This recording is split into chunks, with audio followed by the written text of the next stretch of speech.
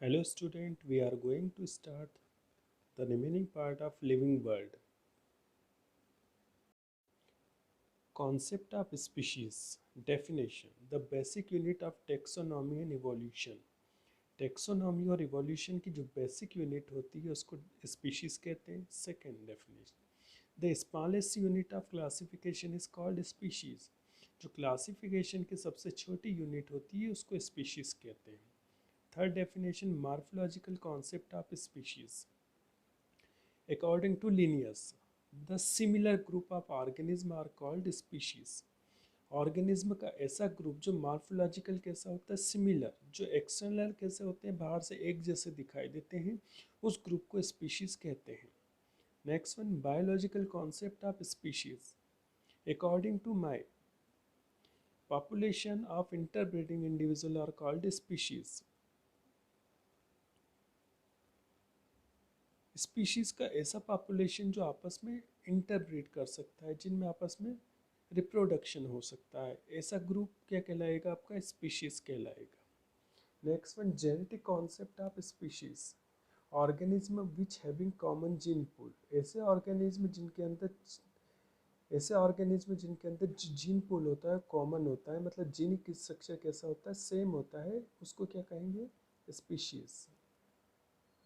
Types of species. Species के प्रकार.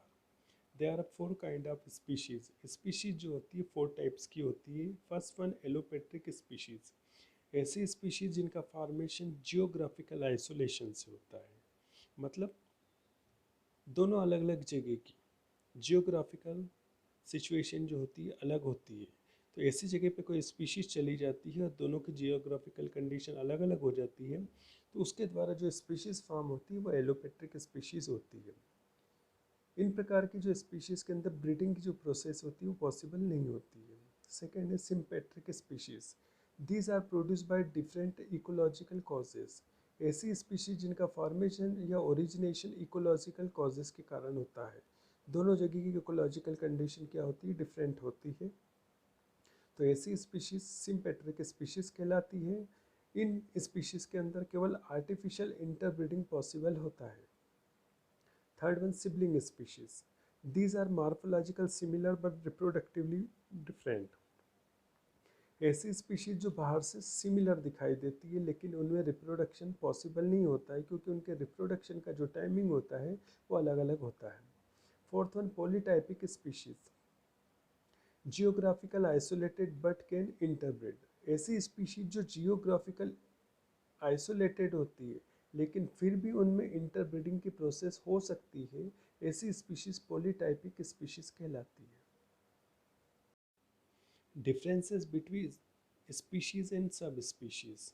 अब देखेंगे स्पीशीज और सब स्पीशीज में क्या डिफरेंस है. Species.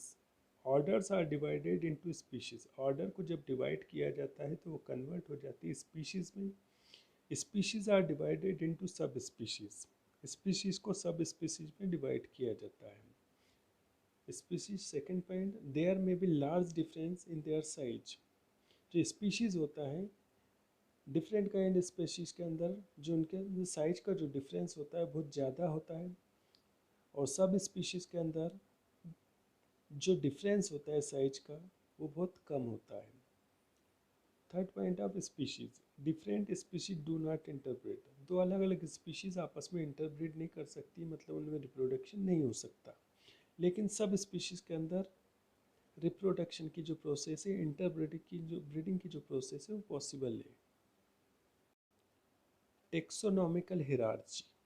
Hierarchy is a system of arrangement for classification in which taxonomy categories are placed in a subsequent way on the basis of characteristic and evolution of the organism. Classification के लिए एक arrangement किया जाता है और उसके अंदर बहुत सारी कैटेगरीज होती है, उन्हीं को अरेंज किया जाता है. अब ये जो कैटेगरीज होती है उनको अरेंज किया जाता है on the basis of their characteristic. तो कैटेगरीज को उनके कैरेक्टरिस्टिक के अकॉर्डिंग अरेंज करने की जो प्रोसेस है, उससे जो स्टेयर लाइक स्ट्रक्चर फॉर्म होगा उसको कहेंगे टेक्सोनॉमिकल हिरार्ची. स्टेयर्स के अंदर जो कैटेगरी होती है वो जो होती है 7 होती है। First one kingdom, second one phylum, third जो होती है क्लास, फोर्थ जो है ऑर्डर, फिफ्थ जो है फैमिली, सिक्स है जीनस और सेवन है species. Next one tax on. Tax on जो है सिंगुलर है और टेक्सा जो है प्लूरल है। Group of population is called tax on. Population का जो ग्रुप होता है उसको टेक्सॉन कहते हैं। Example group of fungi, group of birds, group of mammals and group of reptiles. Categories और यूनिट ऑफ क्लासिफिकेशन। क्लासिफिकेशन की अब कैटेगरी या यूनिट को देखेंगे। Linnaeus was the first established and defined the hierarchy of taxonomical categories. Linnaeus नामक scientist ने सबसे पहले टेक्सोनॉमिकल हिरार्ची के अंदर जो कैटेगरी थी उसको इस्टेब्लिश किया था, उसको डिफाइन किया था।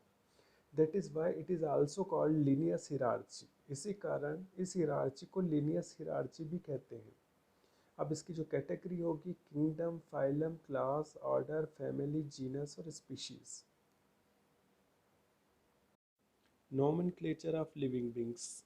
लिविंग बींग्स का जो नामकरण किस तरह से किया जाता है वो देखेंगे। Naming the species known as nomenclature. किसी भी स्पीशीज को नाम देने की जो प्रक्रिया आती है उसको नॉमेनक्लेचर कहते हैं। ये नामकरण पद्धति भी होती है।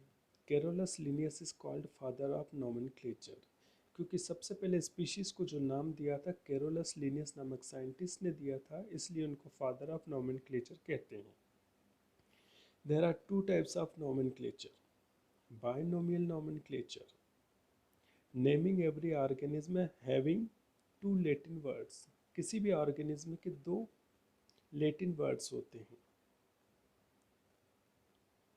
First word is generic name.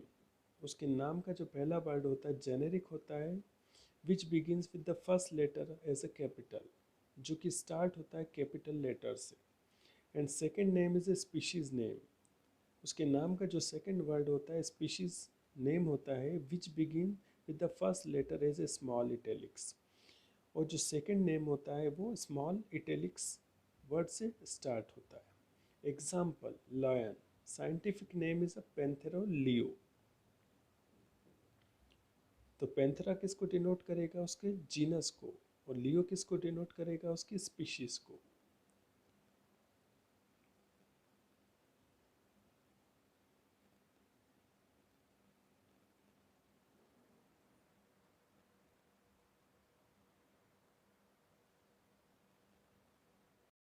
Trinomial nomenclature. According to this, naming of each organism has three words. किसी भी ऑर्गेनिज्म के नेम में थ्री वर्ड्स होते हैं। फर्स्ट वर्ड जेनेरिक, सेकेंड जो वर्ड होता है स्पीशीज का, और थर्ड वर्ड जो होता है सब स्पीशीज का। एग्जाम्पल इंडियन क्रो, उसका साइंटिफिक नेम है कार्बस स्प्लेंडेंस स्प्लेंडेंस। यहाँ जो कार्बस वर्ड है वो जीनस को डिनोट करता है, स्प्लेंडेंस जो है स्पीशीज को डिनोट करता है, और अगेन स्प्लेंडेंस जो है सब स्पीशीज को डिनोट करता है। Herbarium. Herbarium is the collection of plant specimens arranged in the sequence of an expected classification. These specimens are dried, pressed, and mounted on sheet. Herbarium plant specimens का एक collection है जिनको classification के according sequence में arrange किया जाता है। ये जो स्पेसिमेंस होते हैं ड्राई होते हैं, प्रेस किए हुए होते हैं, वो शीट के अंदर माउंटेड किए होते हैं, मतलब चिपके हुए होते हैं। Object of herbarium. अब हर्बेरियम क्यों बनाया जाता है, इसके क्या उद्देश्य वो देखेंगे। First one, to preserve plant species for reference. Plant species को रेफरेंस के लिए उनको प्रिजर्व किया जाता है ताकि आने वाली जनरेशन उनको देख सके, उसके बारे में जान सके। Second, to identify plant on the basis of herbarium specimens. Herbarium specimens के अंदर जो प्लांट रखे जाते हैं ताकि स्टूडेंट या दूसरे जो साइंटिस्ट हैं उसको देखकर पहचान सके। Third one, to study the vegetation different locality of the various time of intervals. अलग अलग समय पर अलग अलग जगह से कुछ वेजिटेशन लेकर आई जाती है और उनको स्पेसिमेंस के फॉर्म में अरेंज किया जाता है, उनको प्रिजर्व किया जाता है। Preparation of herbarium. First one, collection and pressing of specimens. Herbarium का जो प्रिपरेशन किया जाता है उसकी पहली जो स्टेप होती है कि जो प्लांट स्पीशीज़ है उसको कलेक्ट किया जाता है तथा उनको प्रेस कर दिया जाता है। Second, drying of specimens. जब वो अच्छी तरह से प्रेस हो जाती है तो उनको सुखाया जाता है, और सूखने के बाद थर्ड वन स्पेस में करेंगे स्टेप में, लेबलिंग ऑफ स्पेसिमेंस। वो अच्छी तरह से जब सूख जाते हैं तो उनका नामकरण किया जाता है, उनको लेबलिंग की जाती है। Fourth one, storage and filing of herbarium sheet. अब उनका स्टोरेज किया जाता है और शीट के अंदर उसको फाइलिंग किया जाता है, जिस तरह से एक फाइल प्रिपेयर करते हैं उस तरह से। और last one, protection of herbarium sheet. अब जो हर्बेरियम शीट बन गई उसको प्रोटेक्ट किया जाता है माइक्रो ऑर्गेनिज्म अन इंसेक्ट से। तो उसके लिए डीडीटी का यूज़ किया जाता है, डीडीटी पाउडर को छिड़क दिया जाता है जिससे वो ज़्यादा समय तक प्रिजर्व रहे। Museums, these are the places where non-living plant or animal species all their models are kept for their study purpose। ऐसी जगह पर जहाँ पर प्लांट और एनिमल की जो स्पीशीज़ हैं जो कि नॉन लिविंग हो चुकी है, मृत हो चुकी है, उनके मॉडल को रखा जाता है स्टडी पर्पस के लिए। तो वो जगह क्या कहलाती है? म्यूज़ियम कहलाती है। This material help to get information regarding to habit, nature and other characteristic of an organism. ये जो मटेरियल होता है जहाँ, जिसको म्यूज़ियम कहते हैं, इस म्यूज़ियम में जो मटेरियल रखे जाते हैं उनको देखकर आपको बहुत सारी इंफॉर्मेशन मिलती है उनकी हैबिट से रिलेटेड और उस ऑर्गेनिज्म के कैरेक्टरिस्टिक से related. Next one, zoological park और zoo. These are places where the wild animal specially endangered are protected. ऐसी जगह पर जहाँ वाइल्ड स्पीशीज़ को, जो कि एंडेंजर्ड है, जिसके ऊपर खतरा मंडरा रहा है, उसको प्रोटेक्ट किया जाता है ताकि उसकी संख्या को बचाया जा सके। These are provided with better nourishment and other conditions similar to their natural habitat। उस जगह पर उसको एक बेटर नरिशमेंट प्रोवाइड किया जाता है, फेवरेबल कंडीशन प्रोवाइड की जाती है नेचुरल हैबिटेट के अकॉर्डिंग, ताकि वो उस जगह पर अपने आप को ब्रीड कर सकें और नए यंग वंस को रिप्रोड्यूस कर सके ताकि उनकी संख्या बढ़ सके और वो एक्सटिंक्शन के खतरे से बाहर निकल सके। Next one, object of zoological park. Zoological park क्यों बनाए जाते हैं, इसके क्या उद्देश्य वो देखेंगे। First one, conservation of biodiversity of animal. Animal की जो बायोडाइवर्सिटी उसको कंजर्व करना। अगर आप बायोडाइवर्सिटी को कंजर्व नहीं करेंगे तो एक समय ऐसा आएगा कि बहुत सारी स्पीशीज एक्सटिंक्ट हो जाएगी। Second, to increase the number of animal species. ऐसे एनिमल जिनके बहुत कम नंबर बचे हैं उनको प्रॉपर नरिशमेंट, ये नेचुरल हैबिटेट प्रोवाइड करके उनके संख्या को बढ़ाया जा सकता है। Third one, recreation of human beings, मनुष्य के मनोरंजन के लिए। Fourth one, to develop awareness among the human beings toward the animals. ये जूलॉजिकल पार्क को जू इसलिए बनाए जाते हैं ताकि ह्यूमन बींग्स के अंदर उनको देखकर उनके प्रति अवेयरनेस जागृत हो।